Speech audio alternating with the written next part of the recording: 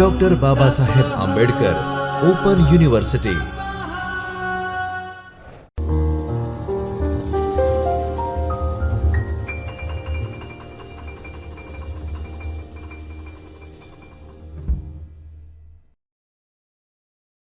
નમસ્કાર વિદ્યાર્થી મિત્રો, doctor Baba Saheb Ambedkar open university ચૈતન્ય સ્ટુડિયોમાંથી હું પ્રોફેસર યોગેન્દ્ર પારેખ આપ સૌનું હાર્દિક સ્વાગત કરું છું. અનુસ્નાતક કક્ષાએ ગ્રંથકાર ઉમાશંકર જોશીનું પેપર અભ્યાસમાં છે. આપણે જાણીએ છીએ તેમ કવિ, વાર્તાકાર, નિબંધકાર, વિવેચક, અનુવાદક એમ વિવિધ સ્વરૂપોમાં, ક્ષેત્રમાં ઉમાશંકર જોશીએ માતબર પ્રદાન આપ્યું છે. વાર્તાકાર ઉમાશંકર જોશી અભ્યાસક્રમની દૃષ્ટિએ બ્લોક બીજો એકમ 2 વિસામોની વાર્તાઓ વિશે આપણે આજે વાત કરીશું. વિસામો તેમનો વાર્તા સંગ્રહ છે, બીજો વાર્તા સંગ્રહ 1959માં પ્રગટ થાય છે. વાર્તાકાર ઉમાશંકર જોશી એમ કહીએ ત્યારે શ્રાવણી મેળો એ પહેલો વાર્તા સંગ્રહ આપણને યાદ આવે, જે 26 વર્ષની ઉંમરે એટલે કે 1937માં પ્રગટ થયા પછી તરત 1938માં 3 અર્ધું 2 અને બીજી વાતો એવો સંગ્રહ પ્રગટ થયો. ત્યારબાદ એમનો અંતરાય વાર્તા સંગ્રહ 9 વર્ષ પછી 1947માં પ્રગટ થાય છે. પણ શ્રાવણી મેળો પછીના આ 3 અર્ધું 2 અને બીજી વાતો તથા અંતરાય એ બંને નજીકના ગાળામાં જ મળેલા વાર્તા સંગ્રહોને પૂરેપૂરા રદ કર્યા ઉમાશંકર જોશીએ, વાર્તાકારે. અને તે પૈકીની થોડી વાર્તાઓ પસંદ કરી, એમાં થોડી કાંટછાટ કરી, એડિટ કરી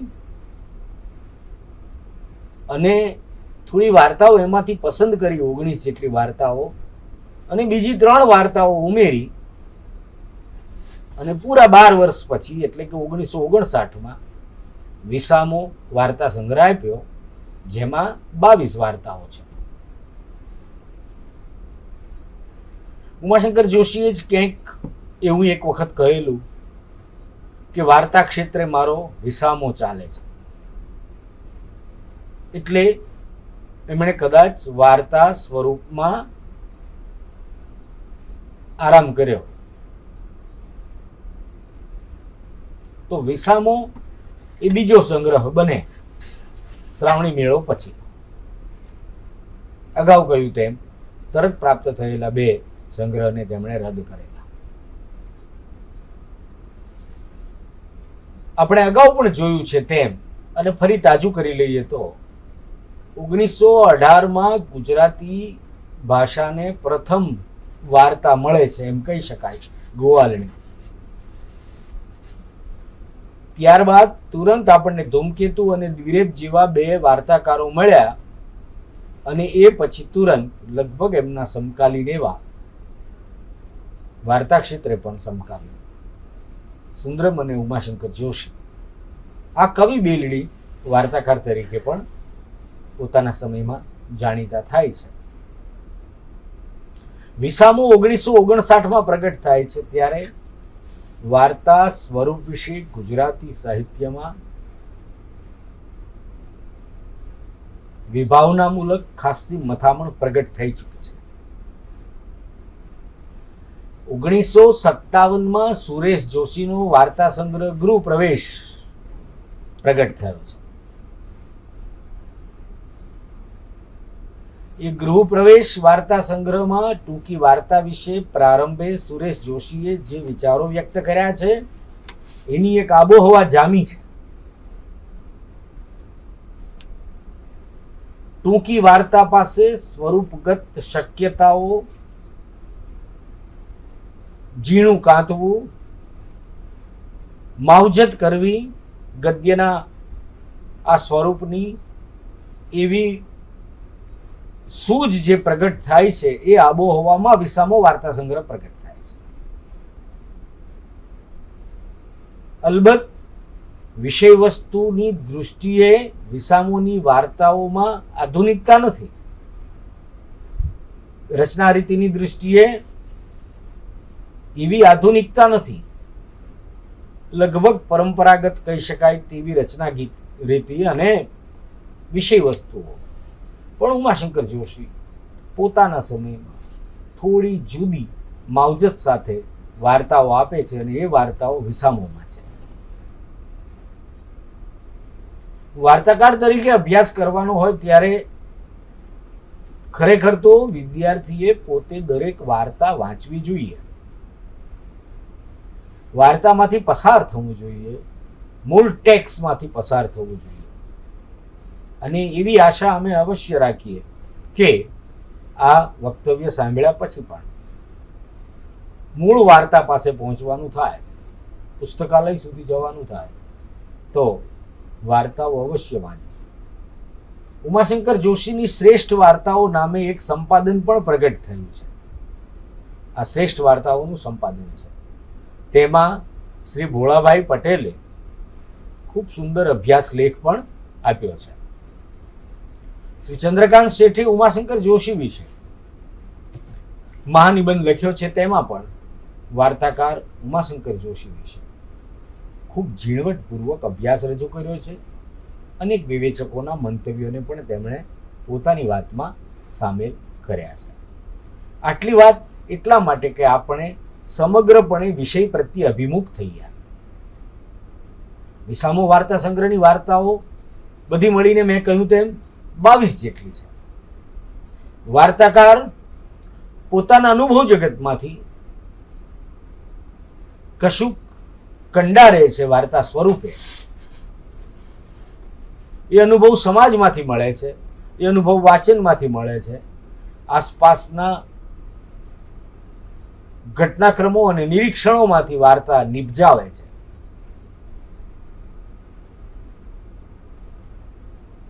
મોટે ભાગે ગાંધી યુગમાં સર્જાયેલી આ વાર્તાઓ છે.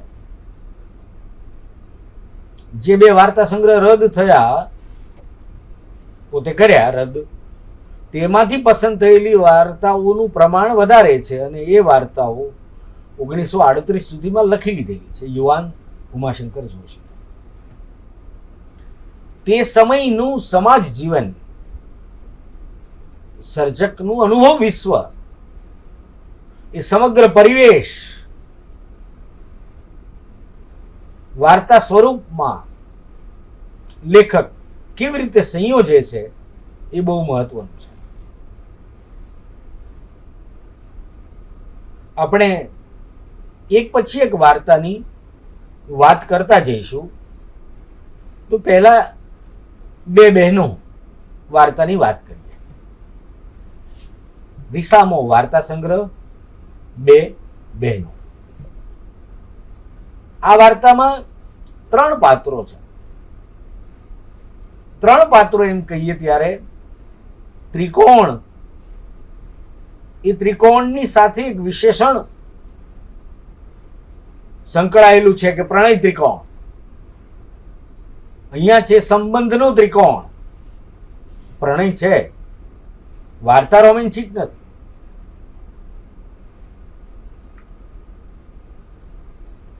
ગોપીકાંત, સૂર્યા અને લલિતા એવા 3 પાત્રો છે. એક પુરુષ 2 સ્ત્રી. વાર્તાનું શીર્ષક સૂચવે છે કે સૂર્યા અને લલિતા બંને બહેનો છે. સહેજ આડી વાત કરીએ તો સૂર્યા અને લલિતા એવા 2 પાત્રોનું નામ લઈએ ત્યારે આપણને રાવજી પટેલની લઘુ નવલ અશ્રુઘરના 2 પાત્રો સૂર્યા અને લલિતાનું સ્મરણ થાય. અલબત્ત આ વાર્તા સાથે એનો કોઈ સંબંધ નથી.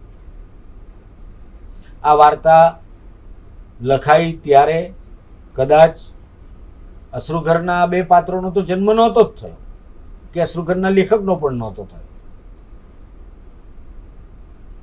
પણ પાત્રોના નામની દ્રષ્ટિએ આટલું સામ્ય છે. એ સિવાય કોઈ સામ્ય અશ્રુઘરના બંને પાત્રોનું આ વાર્તાના બંને પાત્રો સાથે નથી. પણ સૂર્યા અને લલિતા 2 બહેનો, ગોપીકાંત, આ 3 પાત્રોની વાર્તા ટૂંકી વાર્તા છે. આપણે ટૂંકી વાર્તાને નવલિકા પણ કહીએ છીએ, પણ દીર્ઘ નવલિકા એવો પણ એક શબ્દ પ્રયોગ છે. પરંતુ આ વાર્તા ખરેખર પરમ અર્થમાં ટૂંકી છે. ટૂંકી વાર્તાનું ટૂંકાપણું લાઘવ સાથે સિદ્ધ કરવું એ ખૂબ કપરું છે.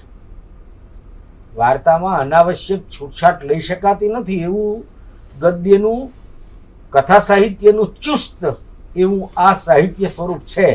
લેખક આપણને સીધો પાત્રો સાથે પરિચય કરાવે છે. વાર્તાનો આરંભ વિલક્ષણ રીતે થાય છે.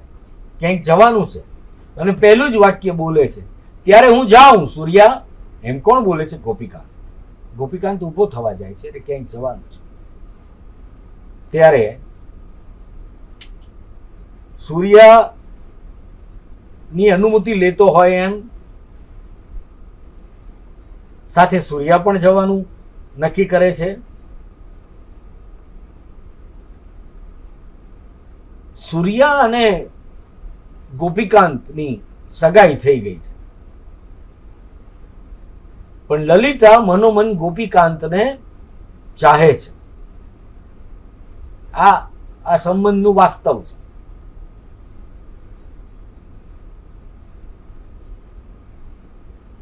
હવે ગોપીકાંતના મનમાં ગોપીકાંતને તો લઈ જવી છે કે ભાઈ જ્યાં જવાનું છે ત્યારે હું જાઉં એમ કહ્યું, બહાર જવાનું છે. હજી લગ્ન, ખરીદી બધું બાકી છે. લલિતાને પણ સાથે લઈ જઈ શકાય એવું છે, પણ લલિતાને કોઈ કાર્યક્રમમાં, પ્રૌઢ વર્ગમાં જવાનું હોવાથી સાથે જઈ શકતી નથી.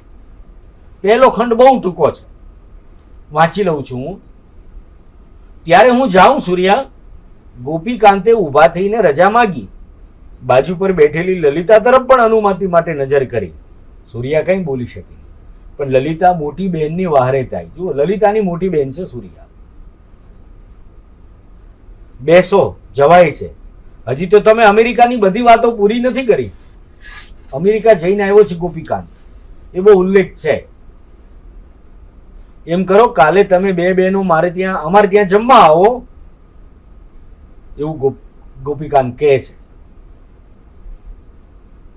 સૂર્યા આ બહાર જવાની વાતમાં દોડતી આવે છે કે હું તમારી સાથે અત્યારે આવું છું, મને વચ્ચે રસ્તામાં પિરોજાના ઘર પાસે ઉતારી દેજો.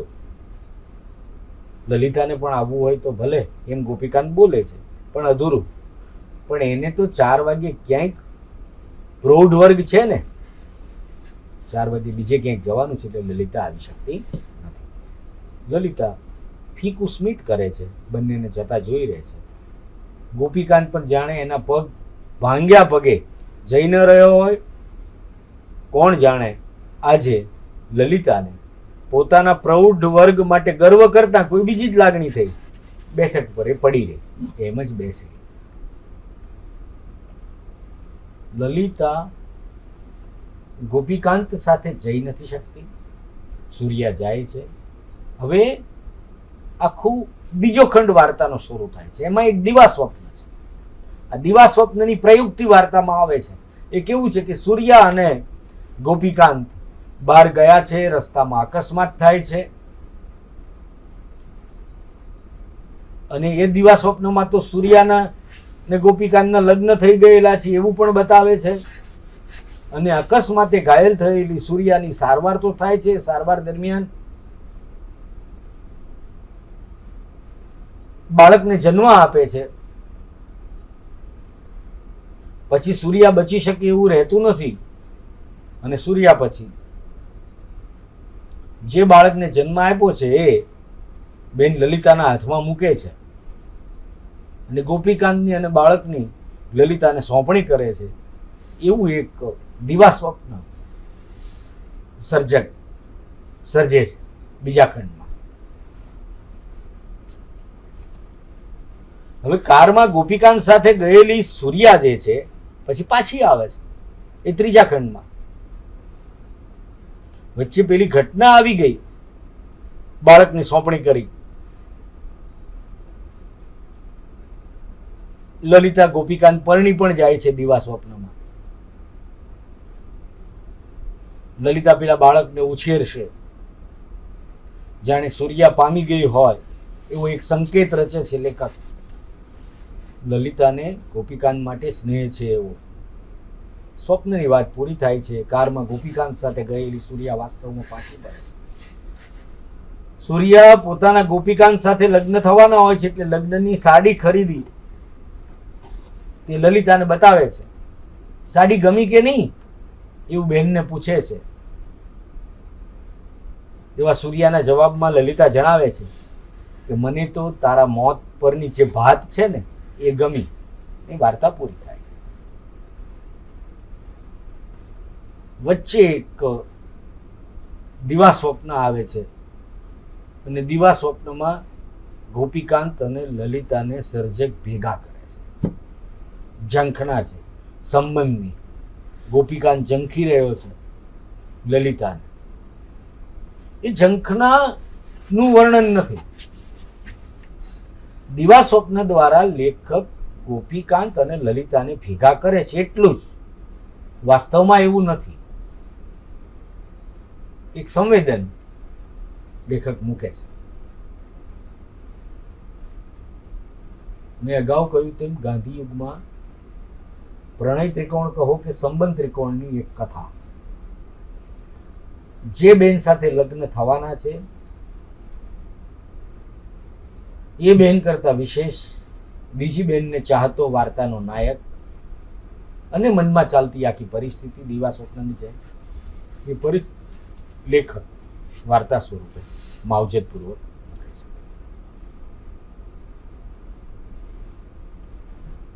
અહીંયા મનોવૈજ્ઞાનિક માવજત વર્તનને આપવા કરતા લલિતાના વર્તનમાં અફસોસ, સૂર્યાના વર્તનમાં પ્રગટપણે સૂર્યાને કશું ખબર નથી, પરંતુ જાણે સૂર્યા વાર્તામાંથી એટલે કે જીવનમાંથી ખસી જાય અને એ રીતે લલિતા અને ગોપીકાંત ભેગા થાય એવું કશું મનમાં ચાલતું હોય તો આવું સ્વપ્ન કેવું હોય? એ સ્વપ્નમાં ભેગા થવું નાયક નાયિકાનું એટલે કે લલિતા અને ગોપીકાંત એ વિકલ્પના અહીંયા વાર્તાનું સ્વરૂપ પામે છે. બીજી વાર્તા છે તરંગ. પેલામાં દિવા સ્વપ્ન છે, અહીંયા તો વાર્તાનું નામ જ તરંગ છે. વાર્તા સંગ્રહ વિસામો, વાર્તા તરંગ. આ વાર્તાના 3 પાત્રો છે: અજીત, સંયુક્તા અને મોહન. મોહનનું અવસાન થયું છે. મોહનના દાદા પાસે અજીત ખરખરો કરવા જાય છે. મોહન એનો મિત્ર છે. સંયુક્તા મોહનની પત્ની છે. સંયુક્તા અને અજીતને પરસ્પર પ્રેમ છે. હવે તરંગ કયો લંબાઈ છે અહીંયા વાર્તામાં જુઓ કે મિત્રની પત્નીને ચાહતો નાયક અજીત ખરખરો કરીને પાછો ફરે છે. રસ્તામાં અંધારું થઈ ગયું છે. સાયકલ ઊભી રાખી, સાયકલનો દીવો, પહેલાના સમયમાં દીવા સાયકલના દીવા આવતા, સાયકલનો દીવો સળગાવવા જતા અજીતને સિગારેટ ચેતાવવી છે એવો અવાજ આવે છે. એ અવાજ મોહનનો છે. એટલે એ ભ્રમણામાં છે અજીત અને મોહનનો ચહેરો જુએ છે. બંને વચ્ચે સંવાદ પણ થાય છે. આ સંવાદ દ્વારા જ અજીત તથા મોહનના સંબંધ વિશે વાચકને જાણકારી મળે છે. આપણે અગાઉ જોયું તેમ મોહનની પત્ની ને અજીતની, મોહનની પત્ની સંયુક્તા છે, તેને અજીત પ્રત્યે સ્નેહ સંબંધ છે. અને એનાથી માહિતગાર થયેલો મોહન ભૂતિયા બંગલામાં આવેલા કૂવામાં પડીને જીવનનો અંત લાવે છે. અજીતના મનમાં મોહનના આપઘાતની અસરને કારણે જ પેલું સાયકલના દીવાના અજવાળામાં મોહનનો ચહેરો દેખાય છે. એક ભ્રમણા એના મનમાં જામે છે. મનમાં કંઈક અનુભવે છે. કે મોહનને ખબર પડી ગઈ, મોહને આપઘાત કર્યો, એ ગ્લાની, એ પીડા, એટલે એ પોતે દુઃખી થયો છે અને સંયુક્તાને હવે પછી નહીં મળવાનો પત્ર પણ લખે છે.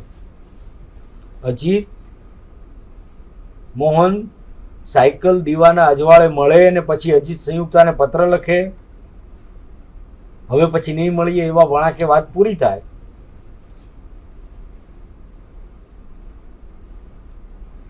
લેખક સંયુક્તાના મનમાં મોહનના અવસાન થકી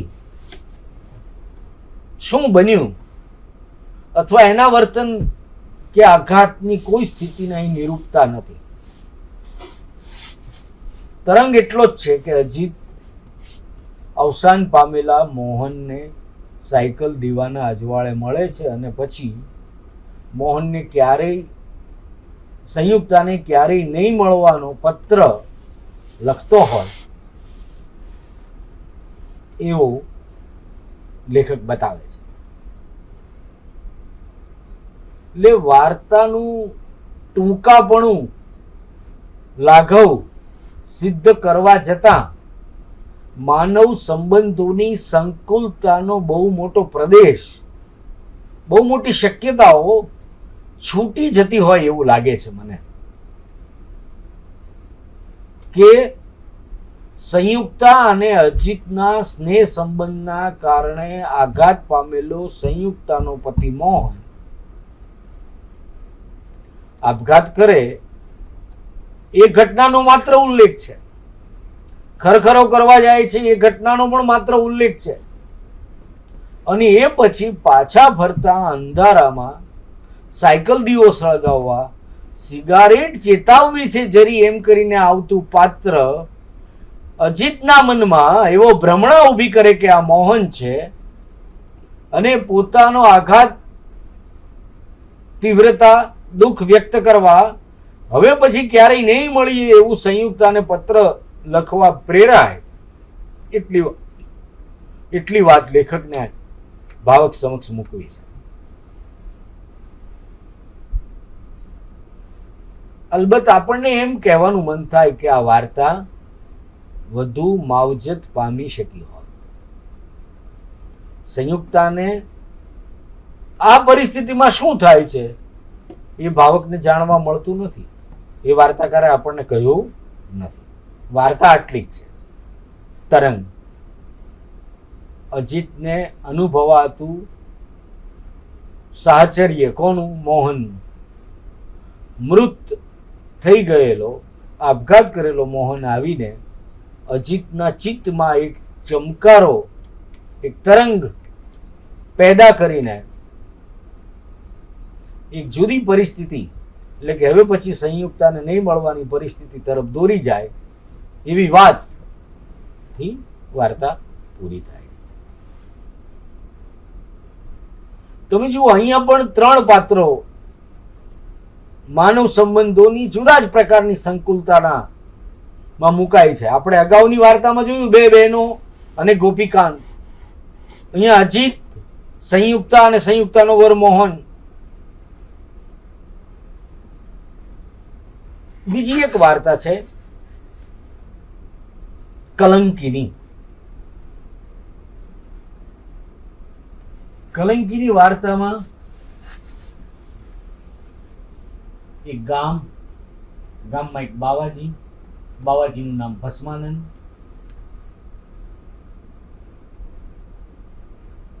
બાવાજીએ ગામ લોકોનું હૃદય જીતી લીધું છે. બધાને બાવાજી પ્રત્યે ખૂબ આદર છે. કલંકીની કોણ છે આ વાર્તામાં? કોના સંબંધે આ શીર્ષક વપરાયું છે? સાવ નિર્દોષ એવી એક કન્યા, એના પિતા શાસ્ત્રીજી, દીકરીનું નામ લખી. 30 વર્ષના યુવાન બાવાજી. બાવાજીએ ખૂબ જતન કરીને વાડીમાં વાવેતર કર્યું છે. યુવાન બાવાજી પ્રકૃતિ પ્રેમી છે. પોતાની વાડીમાં જીવ રેડીને માવજત કરે છે. એક દિવસે કૂવા પર નાહી રહ્યા છે ત્યારે એમને ખબર પડી કે વાડીમાં ઢોર ભેલાણ કરી રહ્યા છે. જે ઢોર જ્યારે વાડીમાં ઘૂસી જાય અને પાકનો નાશ કરે એને ભેલાણ કર્યું કહેવાય. એટલે બાવાજી ભસ્માનંદ લંગોટી ભેર દોડે છે ઢોર પાછળ. એ જ વખતે ગામમાં રહેતા શાસ્ત્રીની દીકરી લખી બાવાજીને આ રીતે દોડતા જોઈને અચાનક ગભરાઈને છળી જાય છે અને એના માથે છાણનો ટોપલો હતો. એ બાવાજીને લંગોટ ભેટ દોડતા જોઈને પડી ગઈ. લખી પડી ગઈ અને બાવાજી દોડી રહ્યા છે એવું દ્રશ્ય દૂરથી જોયું છે જેણે. એ સ્ત્રીનું નામ છે મંચ. એ મંચી એક વિશિષ્ટ પાત્ર છે. મંચી એમ બોલીએ ત્યારે આપણને આમ મનમાં નામના કારણે જુદા જ પ્રકારની વિચિત્રતા ધરાવતા પાત્રનું સ્મરણ થાય. એ નામમાં એના ઉચ્ચારમાં એવું કંઈક છે કે જે સાધારણ કરતા જુદું લાગે. તો મંચી એક એવી મહિલા છે. અગાઉ એ મંદિરમાં સેવા કરતી પણ આ 30 વર્ષના યુવાન બાવાજીએ મંચીની સેવા લેવાનું બંધ કર્યું. પોતે જ બધું કામ કરતા એટલે મંચીની મંદિરમાં અવર જવર બંધ થઈ ગઈ. એ મંચીએ બાવાજીના લંગોટભેર દોડવાથી લખીનું પડી જવું એ ઘટના અને મંચી પોતાને પડી ગયેલા જોઈ છે એવું લખીના મનમાં જે ચાલે છે એના કારણે લખીના મનમાં એક ડર બેસી જાય છે કે આ મંચી બધે મને વગોવશે.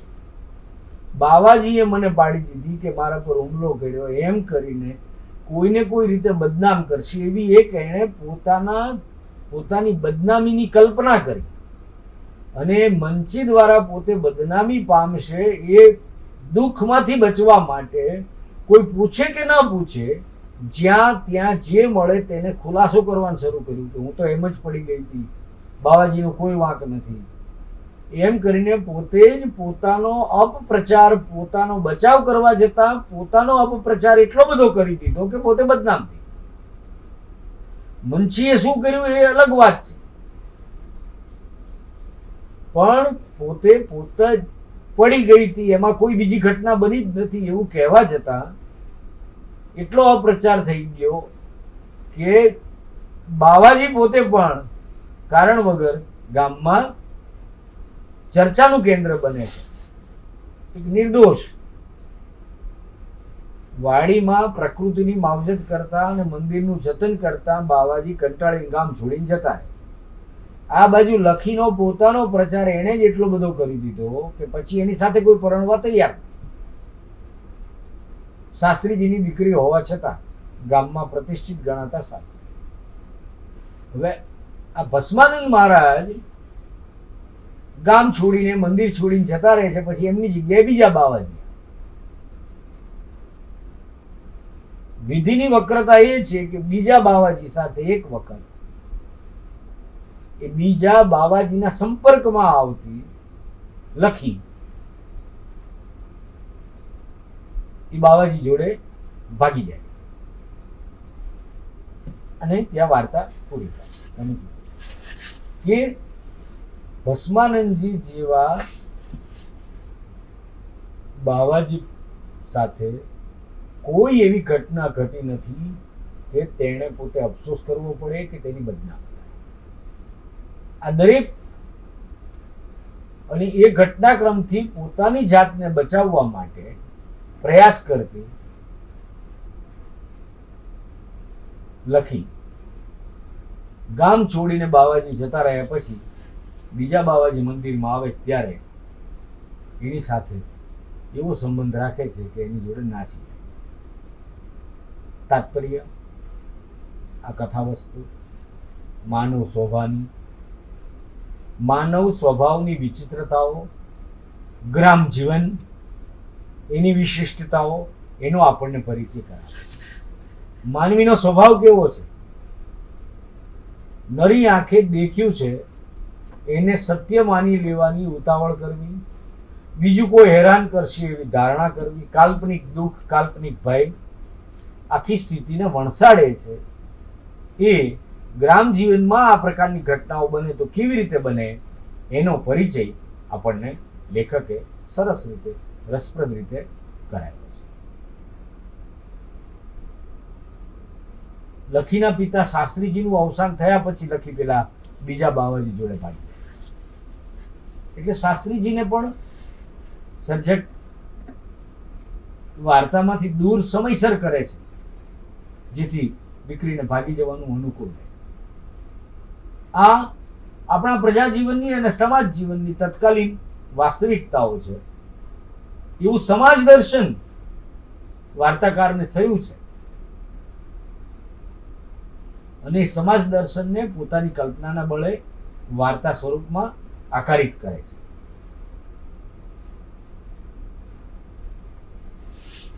વિસામો વાર્તા સંગ્રહની બીજી એક વાર્તા વિશે આપણે વાત કરીએ તો એ વાર્તા છે પરબીડિયા. ગાંધી યુગની વાર્તા છે. આત્મકથનાત્મક શૈલી છે. વાર્તા કહેતો વાર્તાનો નાયક વર્તમાનમાં કાનૂન મંત્રી છે. વાર્તા લખી ત્યારે વાર્તાકારે એમ કહ્યું હતું 10 વર્ષ પછી બનનારી ઘટનાઓ એમ. તો 10 વર્ષ પછી આવું થઈ શકે એવી એક કલ્પના લેખકના મનમાં આવી અને પરબીડિયા વાર્તાનું સર્જન થયું. તો આપણે જાણીએ છીએ કે ગાંધી યુગમાં ઉમાશંકર જોશી પોતે પોતાના જીવનમાં પણ આઝાદી આંદોલનમાં જોડાયેલા અને જેલમાં ગયેલા. એટલે એમના અનુભવ જગતમાં ક્રાંતિકારીઓ, રચનાત્મક કાર્યકરો, ચળવળકારો છે.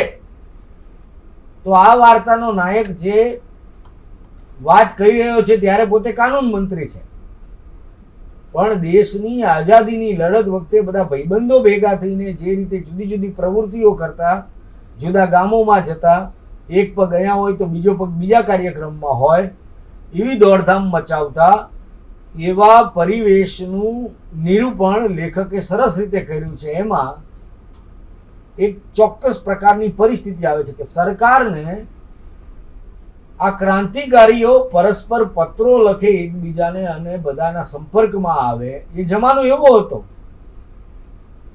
પત્રના માધ્યમથી જ એકબીજાના સંપર્કમાં આવતા.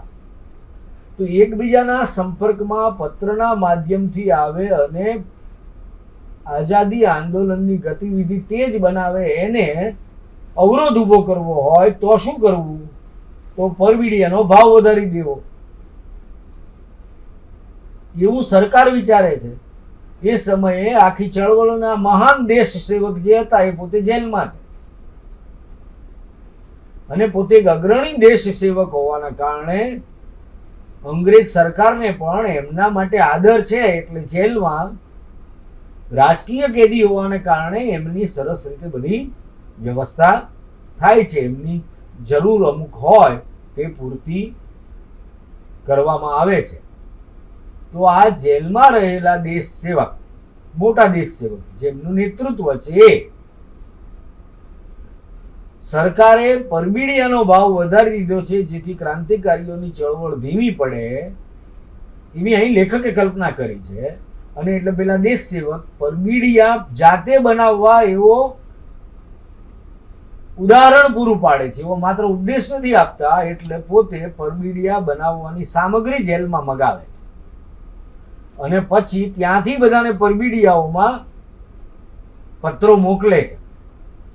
એટલે દરેક લોકો પોતાની પાસે આ મહાન નેતાનો પત્ર અને એમણે બનાવેલું પરબીડિયું આવ્યું છે એને સાચવી રાખવું, એનું જતન કરવું, એને પોતાના જીવનનું ધન્યતા સમજવી.